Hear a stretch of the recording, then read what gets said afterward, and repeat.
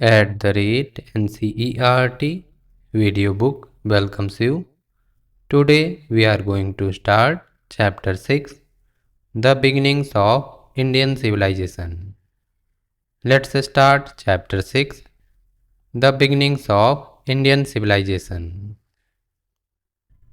The most ancient civilization of India, known variously as the Harappan, Indus or Indus-Varsati civilization, was indeed remarkable in many ways.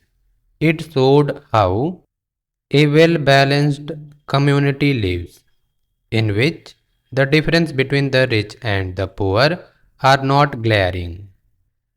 In essence, the Harappan societal scenario was not that of exploitation, but of mutual accommodation. B.B. Lal. The big questions. 1. What is a civilization? 2. What are the earliest civilizations of the Indian subcontinent? 3.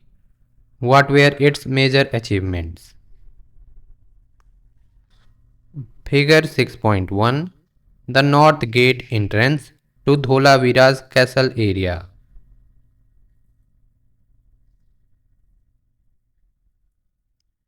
What is a civilization? At the end of chapter 4, we saw the first human groups settling down, practicing agriculture, developing some technologies such as construction, metallurgy, transport, and moving towards civilization. Metallurgy includes the techniques of extracting metals from nature, purifying or combining them, as well as scientific study of metals and their properties. What then is civilization? In general, the term is used for an advanced stage of human societies. To be precise, we will consider here that a civilization should have at least the following characteristics: some form of government and administration to manage a more complex society and its many activities. Urbanism, town planning, the growth of cities and their management, which generally includes water management and a drainage system. A variety of crafts, including the management of raw materials such as stone or metal, and the production of finished goods such as ornaments and tools.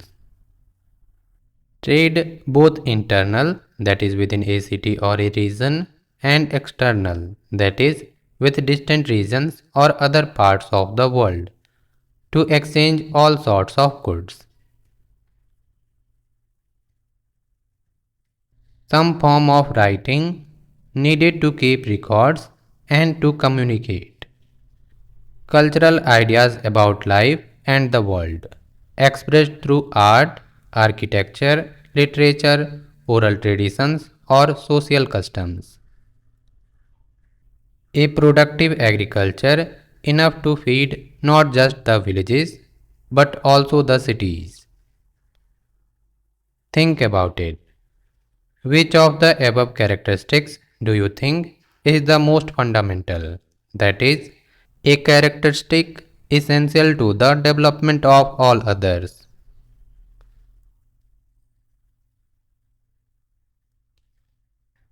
Let's explore. For each characteristic in the list above, can you make a list of professions or occupations that might exist in such a society? It is easy enough to see that all these characteristics are present in most societies in the world today. But when did civilization begin? In the sense we have now defined. Civilization began at different times in different parts of the world. In the region known as Mesopotamia, modern Iraq and Syria, that happened about 6000 years ago, and the civilization in ancient Egypt followed a few centuries later. You will learn about these and a few more civilizations in a later grade. In many ways, humanity would not have reached its present stage without the enormous contributions and advances of those ancient civilizations. For now, however, we will only look at the Indian subcontinent, and its northwest region is where our story begins. Figure 6.2, timeline showing the period of the Indus Saraswati civilization from about 2600 to 1900 BCE. 4000 BCE, beginning of Mesopotamian civilization. After 3000 BCE, beginning of Egyptian civilization. Before and after 2000 BCE, Indus Saraswati civilization.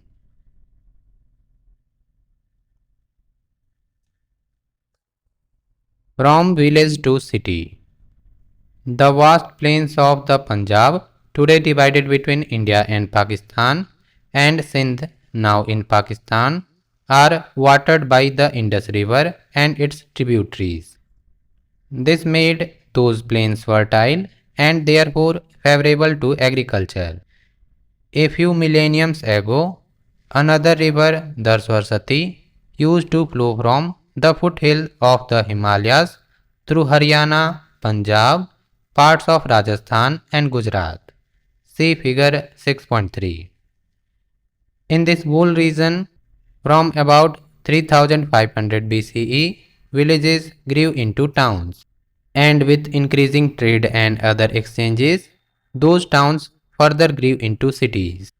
This transition happened around 2600 BCE. Tributary, a river that flows into a larger river or lake.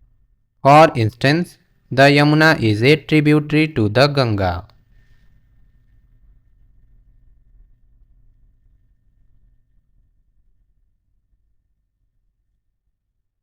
Figure 6.3, map of some of the main settlements of the Indus Saraswati civilization. Notice the natural boundaries formed by the mountain ranges in brown color. This is the expanded image of this portion of Indian subcontinent.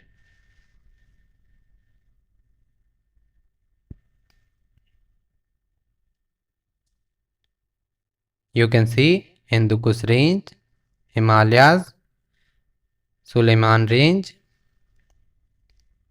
river Indus, river Jhelum, river Chenab, river Vyas, river Satluj, river Vyas, river Indus, river Saraswati, river Ganga, river Yamuna, river Banas,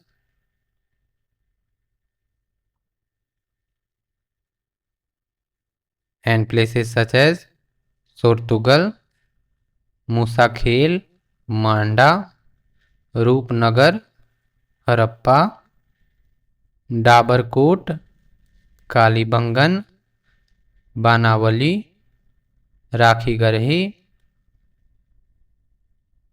Karanpura, Bhirrana, फरमाना, घनवेरीवाला, लखनजोदारो, Mohenjodaro, चन्हूदारो, Balakot, Dholavira, नागवाड़ा, बागासरा, Lothal, खिरसारा, Nageshwar, and others. You can see Aravalli range here.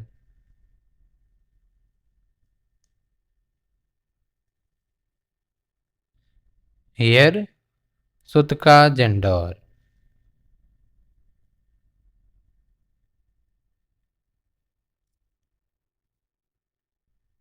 Archaeologists gave this civilization several names: Indus, Harappan, Indus Varsity or Sindhu Saraswati civilization.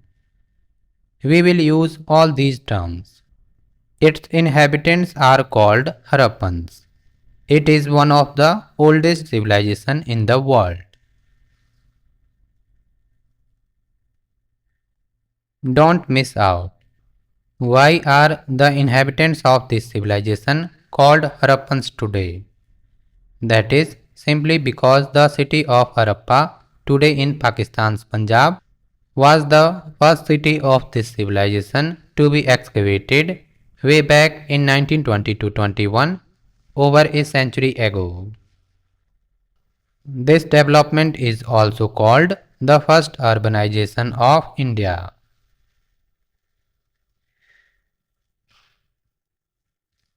Let's explore. Some of the important cities of this civilization are marked in the map, figure 6.3. As a class activity, can you try to match these cities with the modern states or regions in the table on the next page? Harappan city, Dholavira, Harappa, Kalibangan, Mohenjo-daro, Rakhigarhi. Modern state or region, Punjab, Gujarat, Sindh, Haryana, Rajasthan. Dholavira, Gujarat.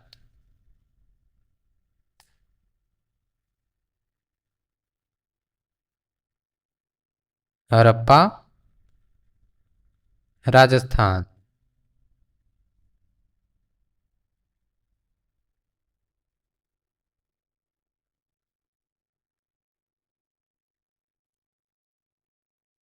Kalibanga,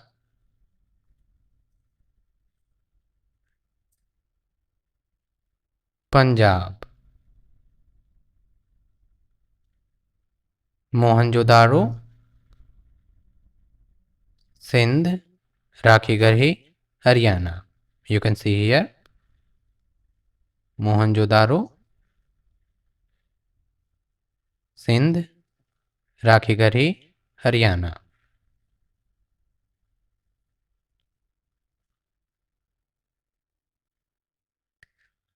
The Saraswati River. The map, figure 6.3 on page 89, shows the Indus or Sindhu and its 5 main tributaries. Important cities grew along those rivers, such as Mohenjo-daro and Harappa. But there are also many sites along the Saraswati River, which today goes by the name of Ghaggar in India and Hakra in Pakistan, hence the name Ghaggar-Hakra River. The river is now seasonal because it flows only during the rainy season. The Saraswati River is first mentioned in the Rig Veda, an ancient collection of prayers which we will read about in chapter 7.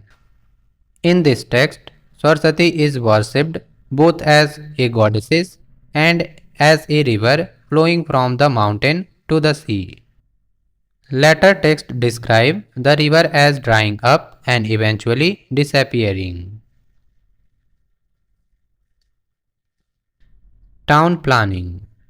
Harappa and Mohenjo-daro, now in Pakistan, were the first two cities of this civilization to be discovered. Their identification goes back to 1924, a century ago. Several sites followed in the Indus Plain, which is why the civilization was initially called Indus Valley Civilization. Later on, other major cities such as Dholavira in Gujarat, Rakhigarhi in Haryana, Ghanveriwala in Chulistan desert of Pakistan, and hundreds of smaller sites such as Lothal in Gujarat were discovered, some of them excavated. Such discoveries continue even today. It is interesting to note that the Saraswati Basin includes not only two major cities, Rakhigarhi and Ghanveriwala, but also several smaller ones, Farmana in Haryana, Kalibangan in Rajasthan, and a few towns, Phirana and Banawali, both in Haryana. Indeed, the map, figure 6.3 on page 89, makes clear the high density of sites in that region.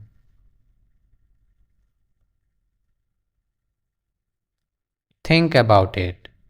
You may have come across the term Indus Valley Civilization and noticed that we have not used it.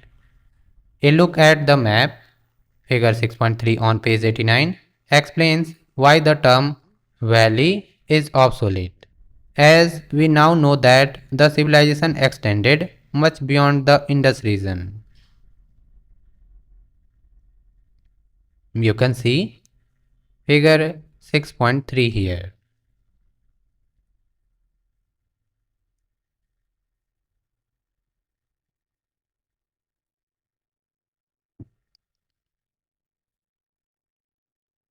The larger Harappan cities were built according to precise plans. They had wide streets, figure 6.4 and 6.5 on page 92, which were often oriented to the cardinal directions. Top, figure 6.4, a wide street at Kalibangan, Rajasthan, in the lower town area.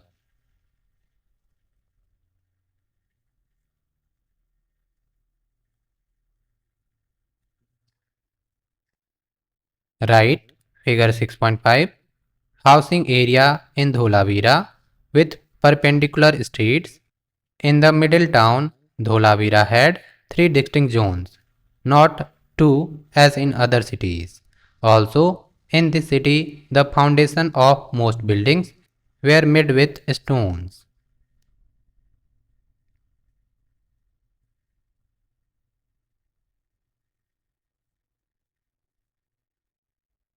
Most cities seem to have been surrounded by fortification and had two distinct parts. The upper town, where the local elite probably lived, and the lower town, where common people lived. Fortification, a massive wall surrounding a settlement or city, generally for protective purposes. Elite. Here, the word refers to the higher layers of the society, such as rulers, officials, administrators, and often priests. Some large buildings seem to have been used for collective purposes. For instance, warehouses where goods to be transported were stored. Individual houses of various sizes lined the streets and smaller lanes. Interestingly, the quality of construction was the same for small and big houses. All those buildings were generally made of bricks. The purpose of some of the structures remains a matter of debate.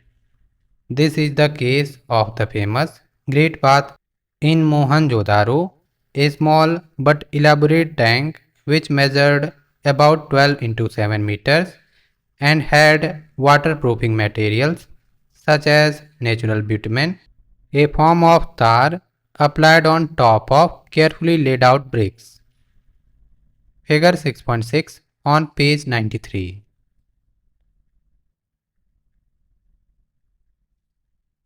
Figure 6.6, Mohenjo-daro's Great Bath.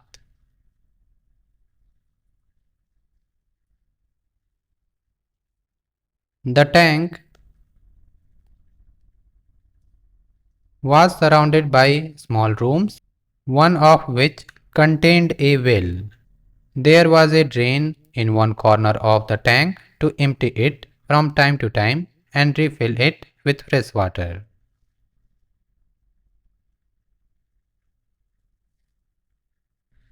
What was the purpose of such structure? Archaeologists have proposed several possible interpretations.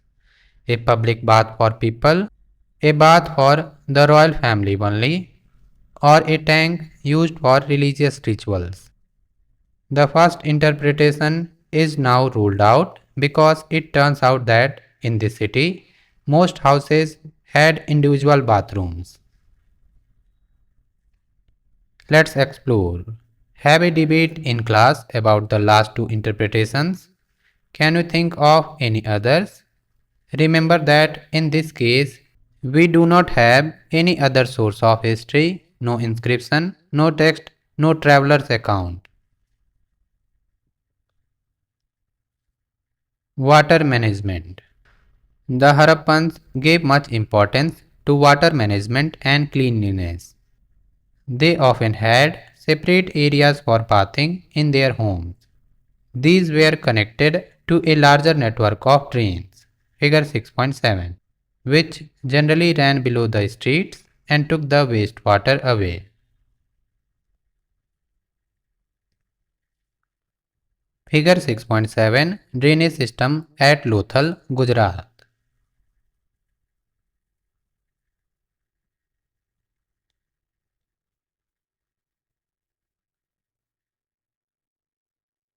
In Mohenjo-daro, people drew water from hundreds of wells made of bricks, but in other regions, it may have been from ponds, nearby streams, or human made reservoirs. Reservoir.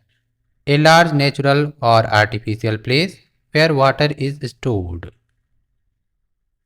In case of Dholavira, in the Rann of Kutch in Gujarat, the largest reservoir measured 73 meters in length.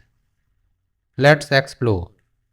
As a class activity, measure the length of your classroom, a school corridor, or a playground with the help of any measuring tape. Compare these lengths with the length of the largest reservoir in Dholavira. At Dholavira, at least 6 large reservoirs were built with stones or even cut into the rock. Figure 6.8.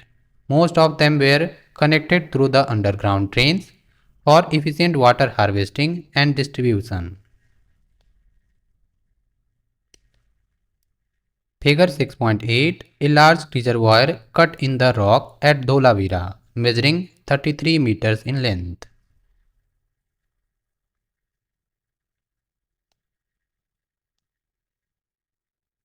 Think about it. Imagine the large number of workers required to build such a network of reservoirs. Who do you think organized their work and gave them precise instructions? How do you think they were paid for their labor?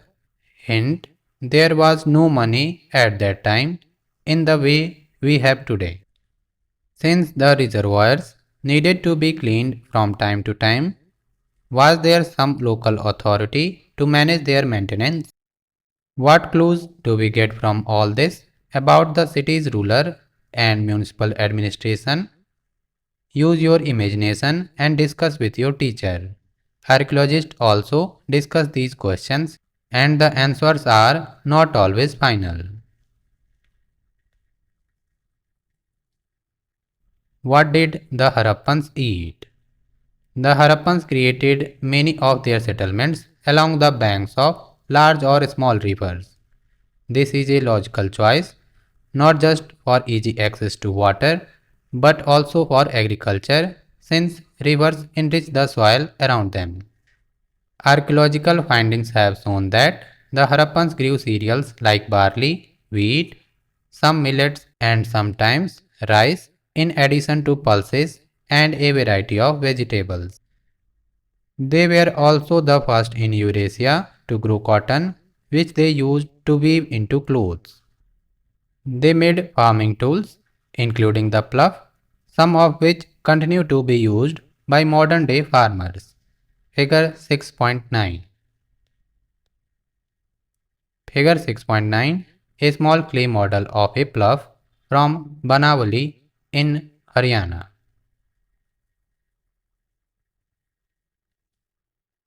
Pulses. A category of crops that includes beans, peas, and lentils, that is dal.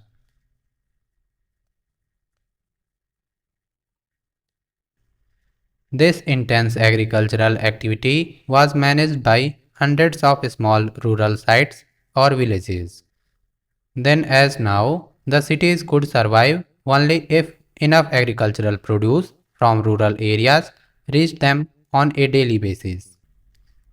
The Harappans also domesticated a number of animals for meat consumption and fished both in rivers and in the sea. This is known from the large number of animals and fish bones found during excavations. What did Harappan cooking pots contain? Scientific examination of clay pots have provided some answers, both expected ones, dairy products, and surprising ones, such as remains of turmeric, ginger, and banana. Clearly, their diet was quite diverse. Let us explore. Imagine you cook a meal in a Harappan house. What dish or dishes would you prepare based on the data given above? A brisk trade. The Harappans were engaged in active trade not only within their own civilization, other cities near or far away, but with other civilizations and cultures within and outside India. They exported ornaments, timber, some objects of daily use, probably also gold and cotton, and possibly some food items. Figure 6.11 on page 98.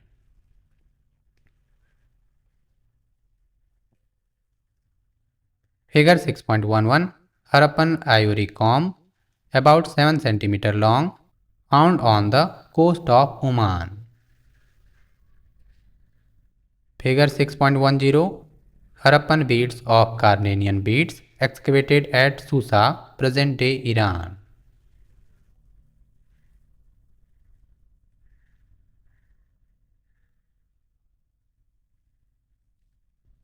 The most favored ornaments were beads of carnelian, a reddish semi-precious stone found mostly in Gujarat. Figure 6.10 on page 98. Figure 6.10. Harappan craftspeople developed special techniques to drill them so a string could pass through them and to decorate them in various ways. They also worked conch shells into beautiful shell bangles, which requires sophisticated techniques as shell is a hard material. What the Harappans imported in exchange of the exported goods is not so clear. It probably included copper, since this metal was not so common back home. Don't miss out. The Harappans mastered the art of working copper, a soft metal. If tin is added to copper, the resulting metal is bronze, which is harder than copper. The Harappans used bronze to make tools, pots, and pans, and as we will see later, some figurines. To conduct such a trade, they used land routes and rivers and the sea for more distant destinations. This is the first intensive maritime activity in India. Indeed, quite a few Harappan settlements are located in the coastal regions of Gujarat and Sindh.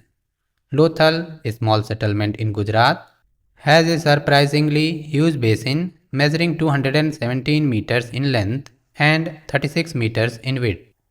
The length is just a little more than that of two football grounds. This basin must have been a dockyard, that is, a structure used to receive and send boats for further transportation of goods. Such elaborate trade requires traders to be able to identify their goods and also each other. This seems to have been the chief purpose of thousands of small seals which have been excavated from many settlements. These seals were generally made of steatite, a soft stone that would be hardened through heating.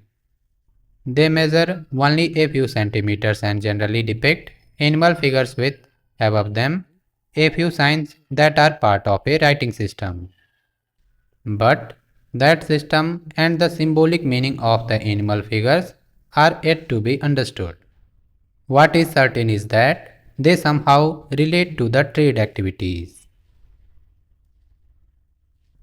Figure 6.12, the huge dockyard at Lothal.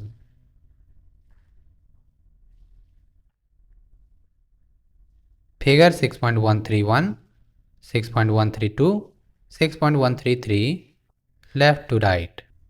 Harappan seal showing a unicorn.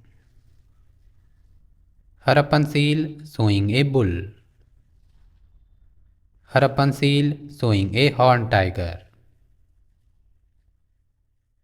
Let's explore. Looking at these three Harappan seals with some writing signs, what goes through your mind? Would you like to suggest any interpretations? Let your imagination run.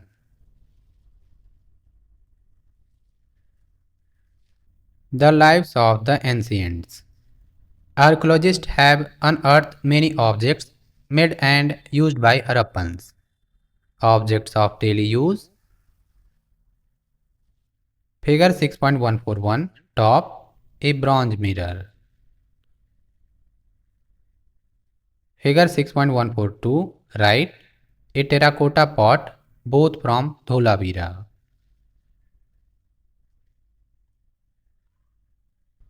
Figure 6.143, top, 6.144, right, a few stone weights, a bronze chisel, both from Dholavira.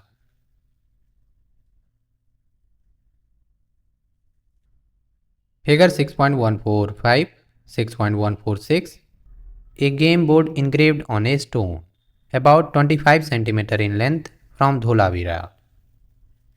A terracotta vessel about 4 cm in length from Karanpura in Rajasthan.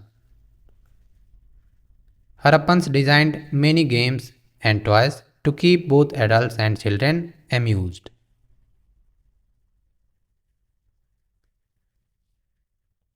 Cultural and symbolic objects. Figure 6.151, 6.152, 6.153.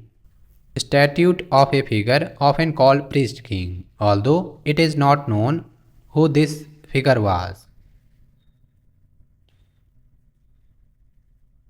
A seal showing a swastik. A seal depicting a three-faced deity seated on a raised platform surrounded by powerful animals.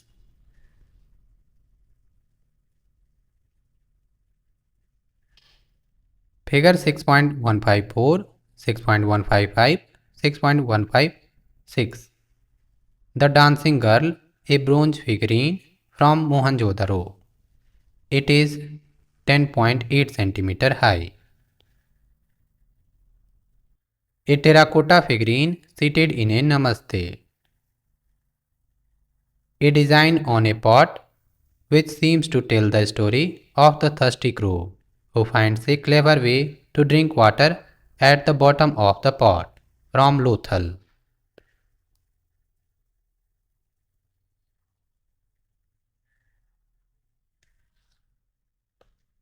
Think about it. Looking at the objects on page 100 and 101 or any other pictured in this chapter, can you make out what activities or aspects of life were important for the Harappans? Let's explore. Complete the story found on the Lothal pot. How was such a story remembered for more than 4000 years in your opinion? Consider the dancing girl figurine. What do you make of the attitude of the figurine expresses? Observe her bangles covering an entire arm, a practice still visible in parts of Gujarat and Rajasthan. Where else in this chapter can you spot bangles worn in this manner? What conclusion should we draw from this?